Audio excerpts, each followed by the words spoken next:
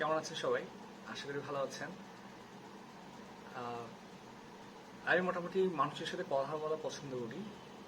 তো রিসেন্টলি আমি অনেকজনের সাথে কথা বলি, তো দেখি সবাই মোটামুটি একটা প্রতিযোগিতায় ব্যস্ত। কেউ জব প্রিপারেশন নিচ্ছে, কেউ ব্যবসা করতেছে, কেউ হচ্ছে ব্যবসা শুরু প্ল্যান করছে, কিংবা কেউ প্রচুর পড়াশোনা করতেছে যাতে করে ভালো একটা সিজিপিএ আর্ন করে একটা জব বা একটা ভালো বিজনেস শুরু করতে পারে। নানান ভাবে হচ্ছে মানুষ নিজেকে ব্যস্ত রাখছে।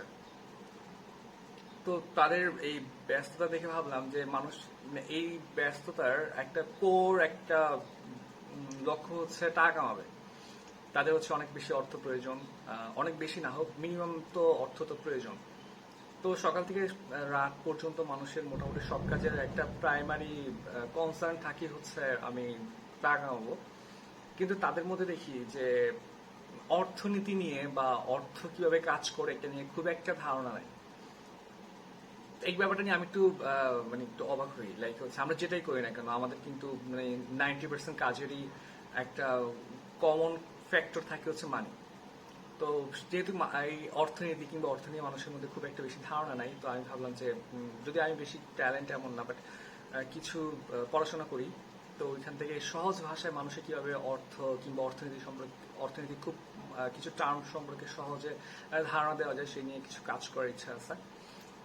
তো আজকে ফার্স্ট ভিডিও, তো আমি ভাবছি কি নিয়ে বানানো যায়। রিসেন্টলি আমি একটু ঘাটাঘাটি করছিলাম যে আমাদের ইন্টারেস্ট রেট বর্তমানে ব্যাংকগুলো যে আমার মতো সুদের হার দিচ্ছে, অর্থাৎ আপনি ব্যাংকে টাকা রাখলে যেই পরিমাণ সুদ আপনাকে দিবে ব্যাংক, সেটার পরিমাণ বা সেটার যে লাইক 4% 3% দিচ্ছে, সেটা কিন্তু আমাদের ইনফ্লেশন বা মুদ্রাস্ফীতির চেয়ে একটু কম।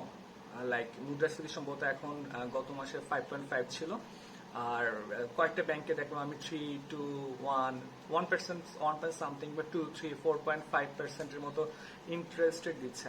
তো আমরা দেখি যে এই ইন্টারেস্ট রেটের পরিমাণ যখন আমার মুদ্রাস্ফীতির চেয়ে কম হয় তখন আসলে কি ধরনের ইম্প্যাক্ট পড়ে। জিনিসটা কিন্তু খুবই গুরুত্বপূর্ণ এবং খুবই মজার।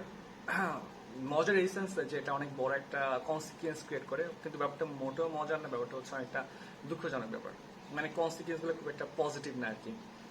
তো খুব সহজ ভাষায় চিন্তা করি। হ্যাঁ, যেমন ধরুন হচ্ছে আপনি একটা মোবাইল কিনতে গেলেন, গিয়ে দেখলেন মোবাইলের দাম হচ্ছে 110 টাকা, বা আপনার কাছে আছে 100 টাকা।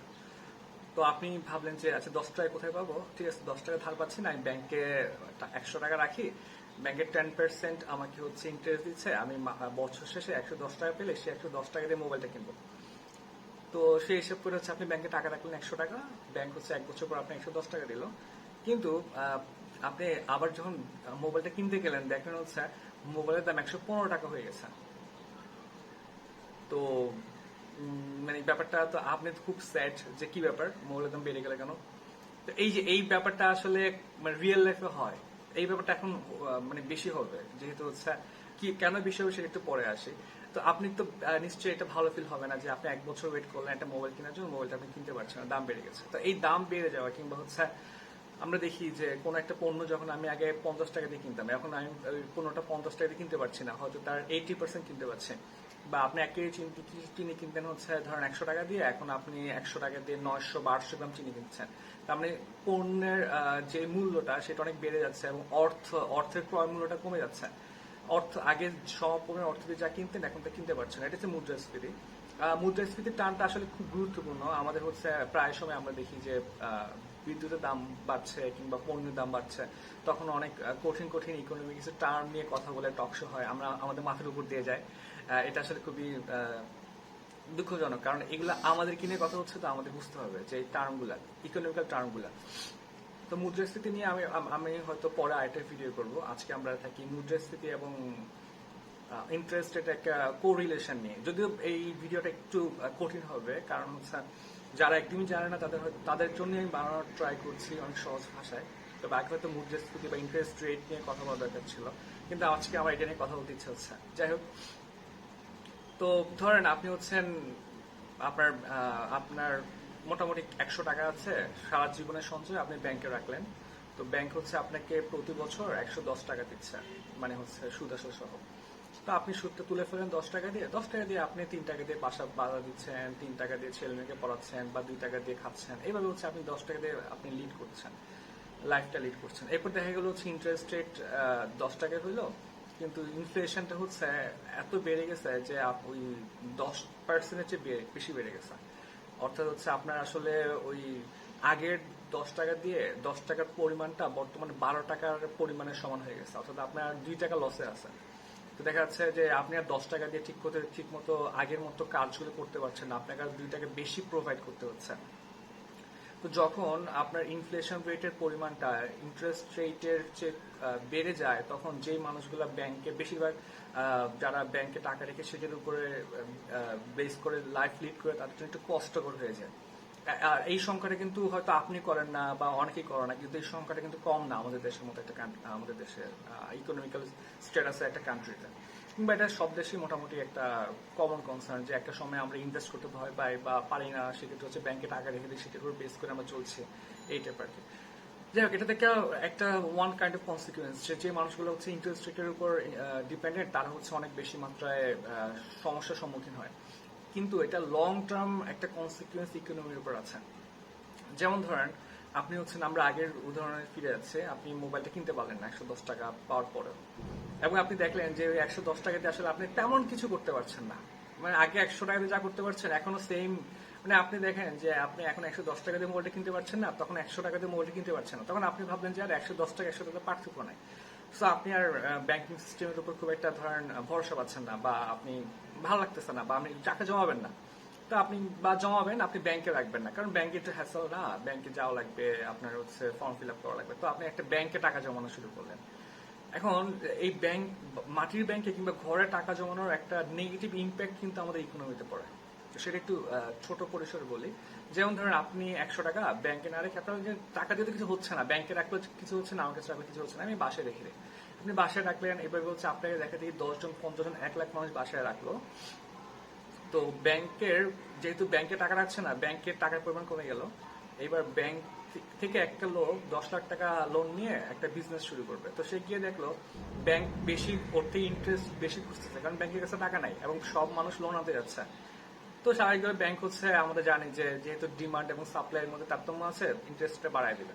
তো লোক 10 লাখ টাকা না নিয়ে সে হয়তো 5 লাখ টাকা নিবে, কারণ ওর অত বেশি ইন্টারেস্ট পে করার সক্ষমতা নেই। তো দেখা যাচ্ছে সে একটা প্ল্যান ছিল যে 10 জন কর্মচারীকে সে নিয়োগ দিবে, এখন সে হয়তো 50% বা 5 জন কর্মচারীকে নিয়োগ দিবে। অর্থাৎ আমাদের কিন্তু এমপ্লয়মেন্ট রেশিওটা কমে যাচ্ছে, রেটটা কমে যাচ্ছে, যেহেতু ইনভেস্টমেন্টে কম হচ্ছে। লোন কম পাইলে ইনভেস্টমেন্ট কম হবে, ইনভেস্টমেন্ট কম হলে এমপ্লয়মেন্ট জেনারেশনটা কম হবে। তো বাকি 5 জন কিন্তু আমার আনএমপ্লয়েড রয়ে যাচ্ছে। এই ধরনের একটা লং টার্ম একটা আনএমপ্লয়মেন্ট, একটা একটা বাল্ক অ্যামাউন্ট আনএমপ্লয়মেন্ট সিস্টেমের একটা সম্ভাবনা থাকে। সো আরেকটা ইস্যু হচ্ছে, যেমন ধরেন হচ্ছে এখন ব্যাংক দেখলো যে অর্থে তারল্য আছে, ইন্টারেস্ট অনেক বেড়ে গেছে, তো বাংলাদেশ ব্যাংক কিংবা সেন্ট্রাল ব্যাংকগুলো কি করবে তখন? স্বাভাবিকভাবে সব দেশের সেন্ট্রাল ব্যাংক কিংবা গভর্নমেন্ট হবে যে হ্যাঁ, আমার বাজারে হচ্ছে অর্থ সংকট, আমার অর্থ ছাপাতে হবে। তো হচ্ছে তারপরে গিয়ে অর্থ ছাপানো শুরু করবে। অর্থ ছাপানোর পরে দেখা যাবে যে হ্যাঁ, অর্থ প্রচুর পরিমাণ ছাপালো, ওকে ফাইন, ট্যাকেল দেওয়া গেলো, লোনের রেটটা কমে গেল, ইন্টারেস্ট রেটটা কমে গেল। এখন আপনার মনে হলো যে না, আমি একটা ব্যবসা শুরু করবো আমার জমানো টাকা দিয়ে। এবার যদি সবাই একসাথে বাসায় রাখা জমানো টাকা দিয়ে বিজনেস শুরু করে, তখন বিশাল পরিমাণ একটা অ্যামাউন্ট ইকোনমিতে ইনফ্লো হয়, অর্থাৎ বাজারে অর্থের পরিমাণ ধুম করে বেড়ে যাচ্ছে। সেটার ফলে কি হবে, আবার ইনফ্লেশন ক্রিয়েট হবে, দ্রব্যপণ্যের দাম বেড়ে যাবে। এই একটা ইকোনমি সবসময় একটা তালমাতাল অবস্থায় পড়ে যাবে আর কি।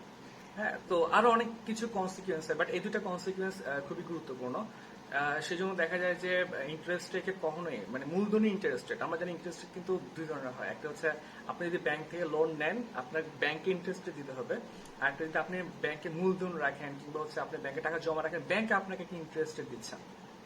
সো এই ইন্টারেস্ট, ব্যাংক আপনাকে যে ইন্টারেস্ট রেটটা দিবে, এটা সবসময় হচ্ছে ইনফ্লেশন রেটের চেয়ে বেশি হয়, বা একটি কাছাকাছি হয়, বেশি কাছাকাছি, মানে কম, অল্প বেশি হোক বা বেশি বেশি হোক, বেশি হওয়া লাগবে। তো এটা নিয়ে কিন্তু অলরেডি হচ্ছে আমরা জানি, আমাদের সেন্ট্রাল ব্যাংক হচ্ছে ব্যাংকগুলোতে একটা অলরেডি নোটিশ পাঠাচ্ছে যে এটা কিভাবে হচ্ছে রিকনসিডার পাওয়া যায়, সেখানে চিন্তা ভাবনা করার জন্য। তো আশা করছি এই অবস্থা চেঞ্জ হবে, এবং যারা হচ্ছে ব্যাংকে টাকার উপর মোটামুটি জীবনযাপন করছেন, নির্ভরশীল জীবনযাপন করছেন, তারা মোটামুটি আবার আগের অবস্থানে ফিরে আসবেন। তো এটা ছিল আজকের শর্ট ভিডিও। আশা করছি যে পরবর্তীতে আমরা অন্য কোনো টপিক নিয়ে, ইকোনমিক্স বা অন্য কোনো বিষয়ে অন্য কোনো টপিক নিয়ে আসবো। সবাইকে অসংখ্য ধন্যবাদ।